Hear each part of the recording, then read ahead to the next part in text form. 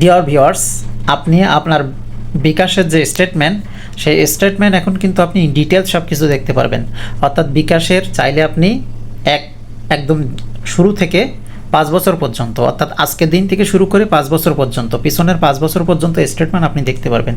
তো কিভাবে আপনি দেখবেন, প্রসেসটা কি, চলুন তাহলে দেখুন। আপনার বিকাশ অ্যাপ্লিকেশনে আসার পরে এখান থেকে আপনি প্রথমে আপনার পাসওয়ার্ড দিয়ে অ্যাপসের ভিতরে লগ ইন করবেন। এরপরে এখানে ক্লিক দিয়ে স্টেটমেন্টে ক্লিক দেবেন।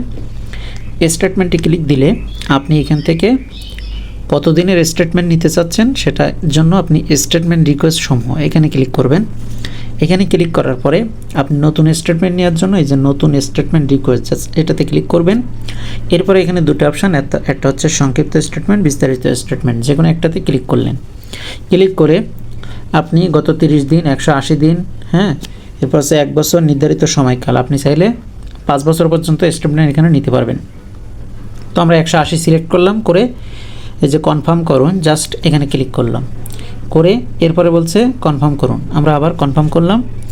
এরপরে এগিয়ে যান, এটাতে আমরা ক্লিক করব। ক্লিক করার পর দেখেন আমাদের এই যে উপরেরটা দেখাচ্ছে অপেক্ষমান। তো অপেক্ষমানের এইখানে দেখালে আপনাকে একটু ওয়েট করতে হবে। দেখেন নোটিফিকেশনে আপনার স্টেটমেন্টটি প্রস্তুত এখানে জানিয়ে দিচ্ছে। এটার জন্য কোনো টাকা আপনাকে প্রোভাইড করতে হবে না। এখন আপনি আমার যে নোটিফিকেশনটা আসছে, জাস্ট সেই নোটিফিকেশনে একটা ক্লিক দেবেন। দেখেন বলছে স্টেটমেন্ট দেখুন, এখানে ক্লিক করব। ক্লিক করার পরে এখন ডাউনলোড করার জন্য বলছে। তো আমরা যেহেতু প্রথমটা, এটা আমরা ডাউনলোডে ক্লিক দেব।